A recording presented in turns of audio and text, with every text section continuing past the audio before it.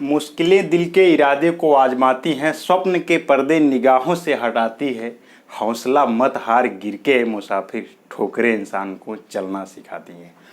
आइए दोस्तों, आज हम लोग संविधान की बात करते हैं। भारतीय संविधान में आज हम लोग भारतीय संविधान में हम लोग संसद को पढ़ रहे थे और इसमें अनुच्छेद 81 तक की हम लोगों ने बात कर लिया था। आज हम लोग बात करेंगे अनुच्छेद 84 से। जो इम्पोर्टेंट अनुच्छेद हैं, जो महत्वपूर्ण अनुच्छेद हैं परीक्षा की दृष्टि से, जहां से आए दिन क्वेश्चन आते हैं, हम लोग उसी अनुच्छेदों को देखेंगे बारी बारी से क्रमशः। तो अनुच्छेद 84 की बात करते हैं। तो अनुच्छेद 84 में क्या बताया गया है, इसको देखते हैं। अनुच्छेद 84 में संसद की सदस्यता के लिए अर्हता, संसद की सदस्यता के लिए अर्हता या योग्यता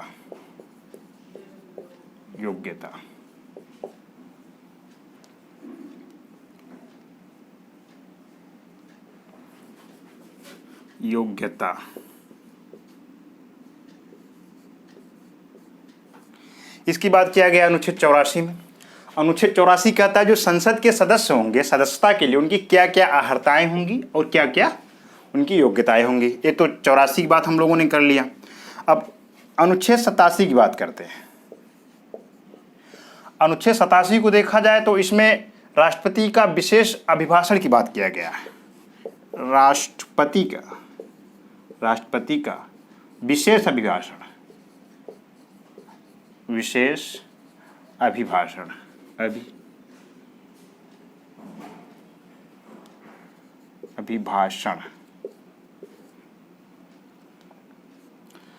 राष्ट्रपति का विशेष अभिभाषण अनुच्छेद 87 में बात किया गया है। और अनुच्छेद 84 की बात करते हैं संसद की सदस्यता के लिए अर्हता। इसमें ज़्यादा इंपॉर्टेंट अनुच्छेद 84 संसद की सदस्यता के लिए क्या अर्हता होगी, क्या योग्यता होगी, ये इंपॉर्टेंट है यहाँ तक। अब हम लोग अनुच्छेद 87 को भी देख लिए। अनुच्छेद 87 का प्रावधान है कि राष्ट्रपति का विशेष अभिभाषण, इसमें इसका उल्लेख किया गया है। और अनुच्छेद अब हम लोग 93 को देखेंगे। अनुच्छेद 93 लोकसभा का अध्यक्ष और उपाध्यक्ष, लोकसभा का अध्यक्ष और उपाध्यक्ष, मतलब अनुच्छेद 93 कहता है कि लोकसभा का एक अध्यक्ष और एक उपाध्यक्ष होगा। जो सदस्य होंगे उन्हीं में से उनका चुनाव होगा। ये लोकसभा की बात करता है कि लोकसभा का अध्यक्ष और उपाध्यक्ष होंगे अनुच्छेद 93 के तहत। और जो सदस्य चुनकर आए हैं उन्हीं में से एक अध्यक्ष और एक उपाध्यक्ष चुने जाएंगे। अनुच्छेद 93 की बात हो गई। अब हम लोग अनुच्छेद 102 की बात करते हैं। अनुच्छेद 102 लाभ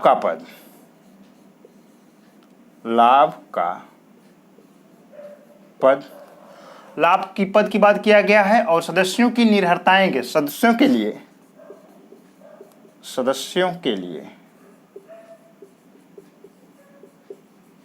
निर्भरताएं,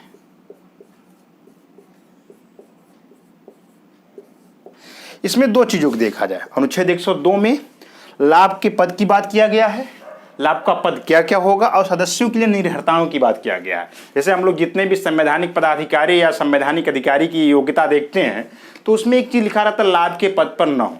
तो लाभ के पद क्या क्या होंगे, अनुच्छेद 102 में इसको परिभाषित किया गया है कि लाभ के पद के दायरे में कौन कौन सी योग्यताएं आएंगी। तो ये तो अनुच्छेद 102 की बात हो गई, लाभ का पद और सदस्यों के लिए निर्भरताएं की बात हो गई। अब हम लोग अनुच्छेद 105 की तरफ चलेंगे। अनुच्छेद 105 की बात करते हैं तो इसमें संसदीय विशेषाधिकार की बात किया गया है। अनुच्छेद 105 जो है संसद की विशेषाधिकार की बात करता है।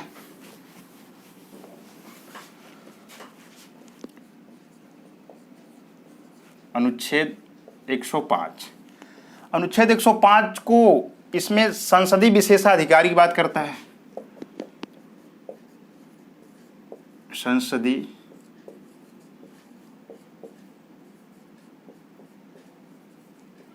विशेषाधिकार। इसमें अनुच्छेद 105 में संसदीय विशेषाधिकार की बात किया गया है। और इसके बाद हम लोग अनुच्छेद 108 को देखेंगे क्या इंपॉर्टेंट है। अनुच्छेद 108 ये ज़्यादा इंपॉर्टेंट है। यहाँ संयुक्त बैठक की बात किया गया है।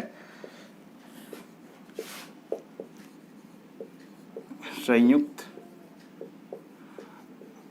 बैठक, ये 108 का प्रावधान है। ये इंपॉर्टेंट है, वेरी मोस्ट इंपॉर्टेंट है। यहाँ से क्वेश्चन आते हैं, इसको डायरेक्ट आर्टिकल ही पूछ लिया जाता है कि हमारे संविधान के किस अनुच्छेद में संयुक्त बैठक का प्रावधान किया गया। तो अनुच्छेद 108 में संयुक्त बैठक की बात कहाँ कही गई है, 108 में। और 108 में क्या प्रावधान है, संयुक्त बैठक की। तो 108 हो गया अनुच्छेद। अब हम लोग अनुच्छेद 109 की बात करेंगे। अनुच्छेद 109, अनुच्छेद 109 में देखा जाए तो धन विधेयक के संबंध में विशेष प्रक्रिया की बात किया गया है। धन विधेयक के संबंध में विशेष प्रक्रिया, विशेष प्रक्रिया, इसकी बात किया गया है। अनुच्छेद 109 में धन विधेयक के संबंध में विशेष प्रक्रिया की बात किया गया है। विशेष प्रक्रिया की बात कहाँ किया गया है, अनुच्छेद 109 में। किसके विषय में, धन विधेयक के विषय में विशेष प्रक्रिया की बात किया गया। अब अनुच्छेद 110 की बात करते हैं। अनुच्छेद 110 में धन विधेयक को परिभाषित किया गया है कि धन विधेयक क्या है। धन विधेयक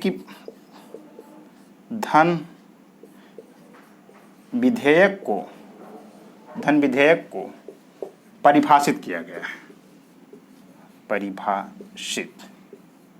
परिभाषित किया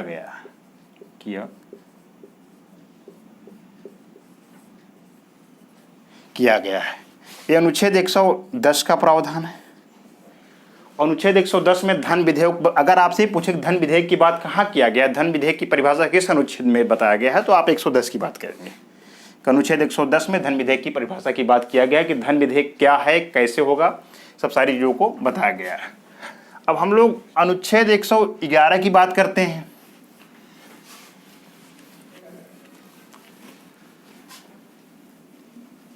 ये सब सारे हम लोग विधायी प्रक्रिया के अंतर्गत सारी चीज़ों को पढ़ रहे हैं। धन विधेयक, संयुक्त बैठक, सब सारी चीज़ें जो है विधायी प्रक्रिया है। विधायी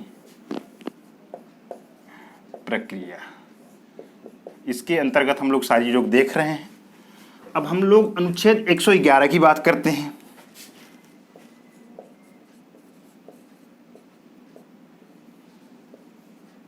अनुच्छेद 111, अनुच्छेद 111 में विधेयकों पर अनुमति की बात किया गया है।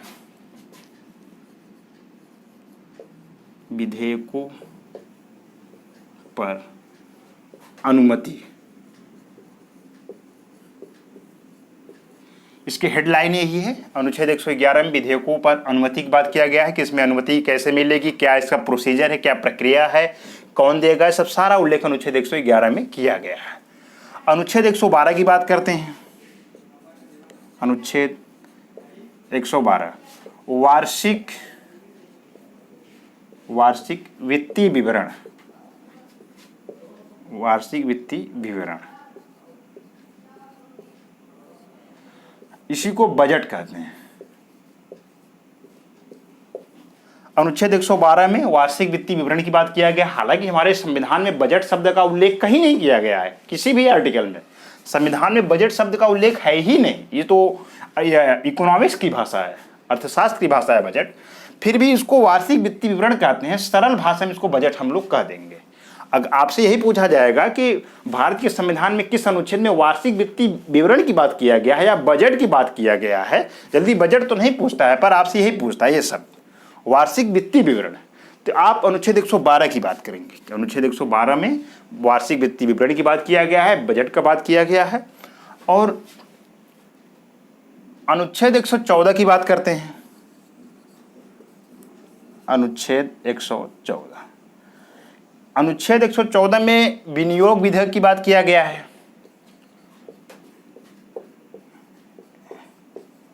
विनियोग विधेयक, विनियोग विधेयक 114 की बात किया गया है। और अनुच्छेद 116 को भी देख लेते हैं, इसमें क्या लिखा गया है। अनुच्छेद 116, अनुच्छेद 116 में लेखानुदान, प्रत्यानुदान और अपवादानुदान, लेखानुदान, प्रत्यानुदान,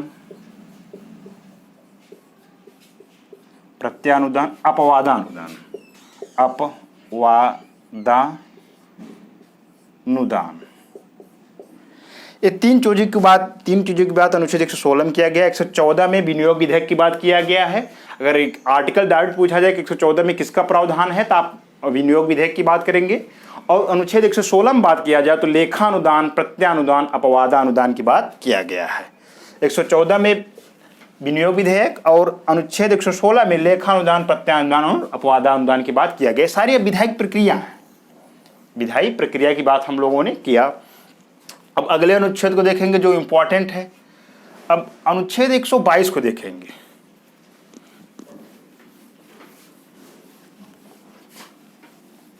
अनुच्छेद 122 में न्यायालयों द्वारा संसद की कार्यवाहियों की जांच न किया जाना। अनुच्छेद 122,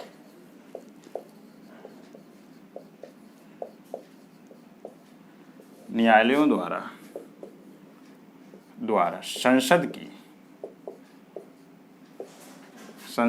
की कार्यवाही,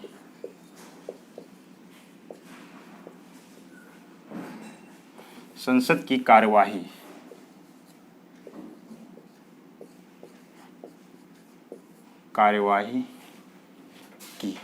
की जांच न किया जाना। ये तो अनुच्छेद 122 का प्रावधान हो गया। न्यायालयों द्वारा संसद की कार्यवाहियों की जांच न किया जाना। अनुच्छेद 122 की बात करते हैं।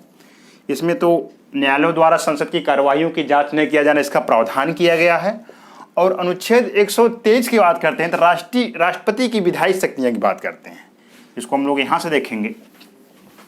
122 तक हम लोगों ने देख लिया विधायी प्रक्रिया, इसमें तमाम चीज़ों को हम लोगों ने देखा। और अब हम लोग राष्ट्रपति की विधायी शक्तियां की बात करते हैं। राष्ट्रपति की विधायी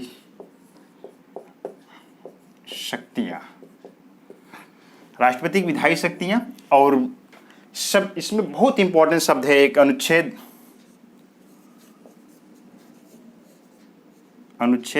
123, अनुच्छेद 123 1, 2, 3। और इसमें राष्ट्रपति के अध्यादेश की बात किया गया है। राष्ट्रपति का अध्यादेश,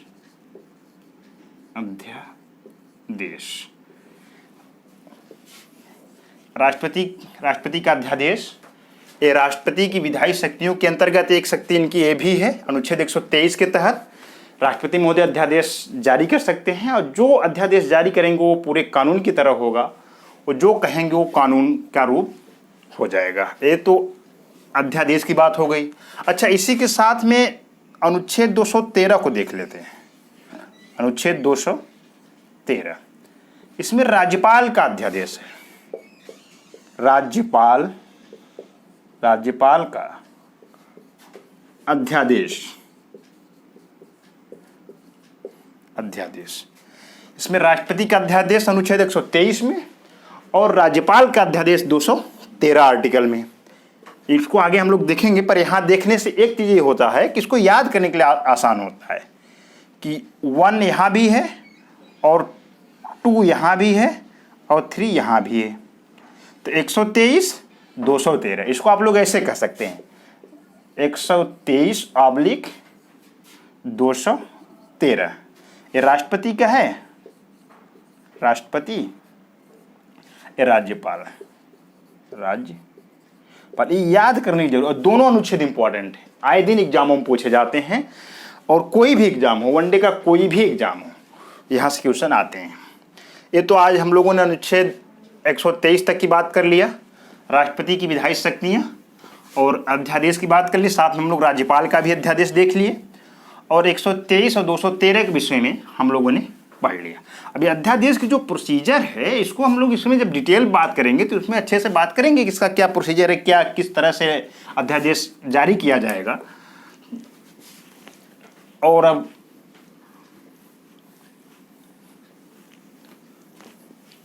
हम लोग दूसरी क्लास की बात करते हैं। अब अगली क्लास में हम लोग सुप्रीम कोर्ट के विषय में बात करेंगे, भारत का उच्चतम न्यायालय जो है उसके विषय में बात करेंगे, और इसको एक बार पुनः रिवीजन कर लिया जाए कि एक क्या क्या चीज़ों को इसमें बताया गया है। जैसे कि हम अनुच्छेद 84 से बात करते हैं, 84 से आज बात हुई, अनुच्छेद 84, और अनुच्छेद 87 और अनुच्छेद 93 के बाद हम लोग 102 की बात की, 102, और 102 के बाद 105 पे बात हुआ, 105, फिर 108, फिर 109 की बात की हम लोग, 110, 111, 110 और 111, 112, 114 और 116, इतना पहले हम लोग देख लेते हैं। उसके बाद फिर जो आर्टिकल रह जा रहे हैं 122 और 123, यही दो चीज़ रह जा रहा है, तो इसको भी देख लिया जाए एक साइड में, 122 और 123, इतना आज अभी हम लोगों ने देखा। तो इसको एक बार पुनः स्पीड से और ध्यानपूर्वक अच्छे से इसको रिपीट करना है और दिमाग में सेट करना है कि किस अनुच्छेद में किसका प्रावधान किया गया है। और वनडे एग्जाम के लिए तो बहुत इंपॉर्टेंट है, वहाँ बहुत ज़्यादा अंदर से क्वेश्चन नहीं पूछे जाते, सीधे आर्टिकल का प्रावधान ही पूछा जाता है, और उसी को घुमा फिरा कई तरह के क्वेश्चन बना देते हैं आयोग वाले। तो इसको एक बार हम लोग स्पीड से देखेंगे, सारे अनुच्छेदों के बीच में क्या क्या इसका प्रावधान किया गया है। तो 84 की बात करते हैं, तो अनुच्छेद 84 में बताया गया है संसद की सदस्यता के लिए सदस्यता की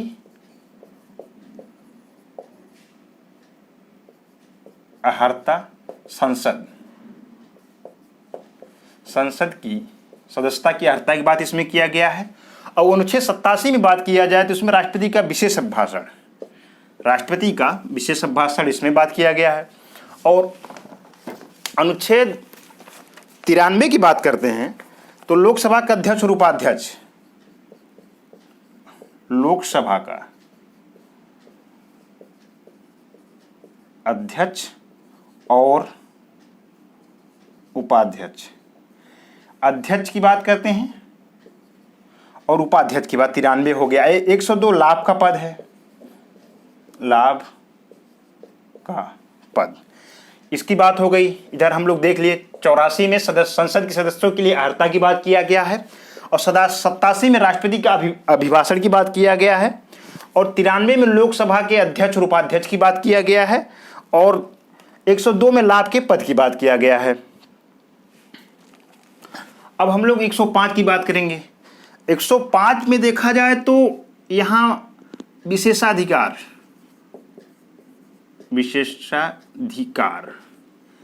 संसदीय विशेषाधिकार, संसदीय विशेषाधिकार 105 में, और 108 में संयुक्त बैठक की बात 108 में किया गया है। और 109 पे देखा जाए तो 109 में धन विधेयक के संबंध में विशेष प्रक्रिया, ये भी धन विधेयक विशेष प्रक्रिया, और इसमें धन विधेयक की परिभाषा, धन धन विधेयक की परिभाषा।